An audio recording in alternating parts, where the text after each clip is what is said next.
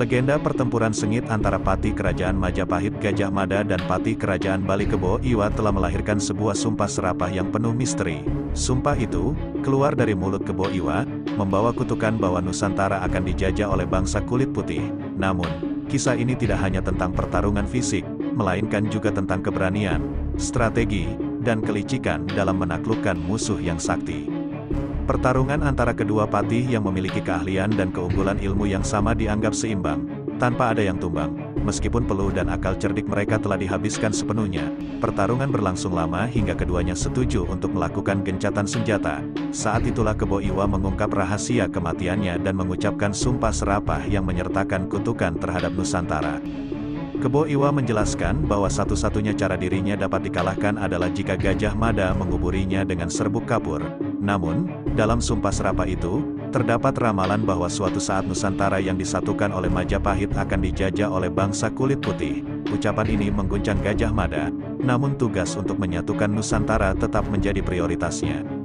Pertarungan ini dimulai dari ketidaknyamanan dan kesulitan kerajaan Majapahit, khususnya Patih Gajah Mada, dalam menghadapi kerajaan Bali yang bagai kerikil dalam sepatu. Kerajaan Bali Aga, juga dikenal sebagai Kerajaan Beda Hulu, sulit ditundukkan oleh Majapahit. Pada tahun 1337 Masehi, Raja terakhir Bali Aga, Sri Ratna Bumi Banten, menentang ekspansi Majapahit yang dipimpin oleh Gajah Mada pada tahun 1343.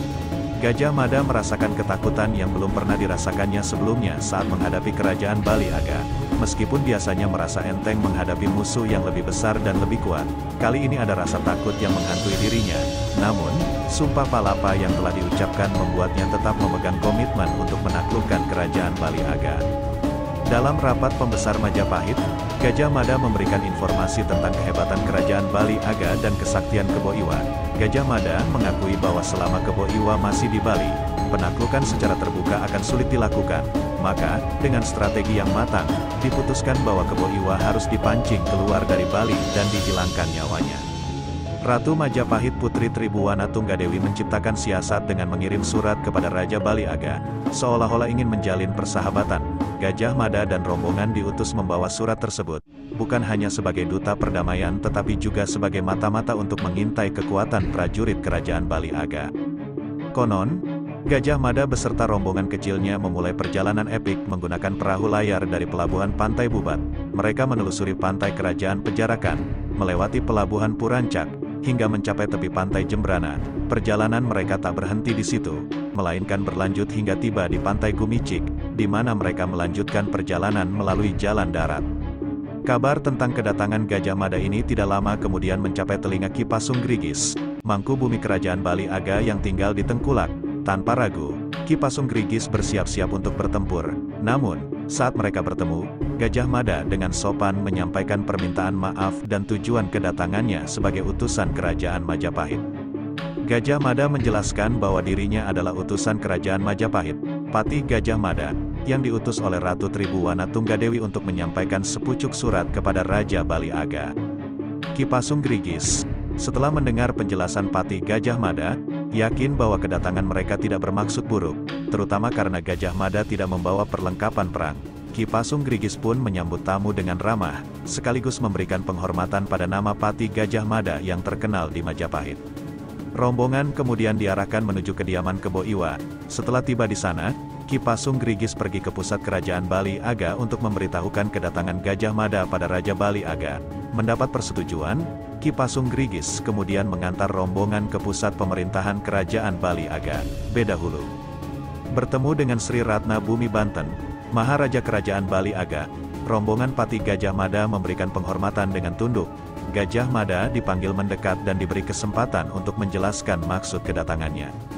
Dengan penuh rasa hormat, Patih Gajah Mada menghaturkan sembah kepada Raja Bali Aga, menjelaskan bahwa ia diutus oleh Ratu Majapahit untuk menyampaikan surat. Isi surat tersebut mengandung permohonan agar kerajaan Bali tidak menyerang Majapahit, memperkuat hubungan persaudaraan, dan memberikan izin agar Kebo Iwa dapat pergi ke Jawa untuk menikahi seorang putri terkenal. Melihat isi surat, Raja Bali Aga tanpa ragu menerima semua permintaan dari Majapahit. Kegembiraan pun menyelimuti suasana, dan sebagai tanda penghormatan, Raja Bali Aga mengadakan pesta penyambutan untuk merayakan kedatangan Gajah Mada dan rombongannya. Dalam kegembiraan tersebut, Raja Bali Aga memerintahkan Kebo Iwa untuk segera bersiap-siap menuju Tanah Jawa, membawa serta rombongan Patih Gajah Mada dengan perahu. Pada suatu waktu, Kebo Iwa memulai perjalanan menggunakan perahu khusus yang diberikan oleh Gajah Mada. Perahu ini dirancang khusus agar mudah bocor dengan harapan tenggelam di tengah samudra, dan benar saja, perahu tersebut bocor dan tenggelam di samudra. Kebo Iwa, dengan keahliannya, meloncat dan berenang seperti ikan hiu hingga mencapai Pulau Jawa. Melihat kejadian ini, Gajah Mada semakin takut akan kehebatan Kebo Iwa. Sampai di Pulau Jawa, Gajah Mada mengajak Kebo Iwa berhenti sejenak sebelum melanjutkan perjalanan. Dalam usahanya untuk menyingkirkan Kebo Iwa tanpa perlu bertarung, Gajah Mada menggunakan siasat.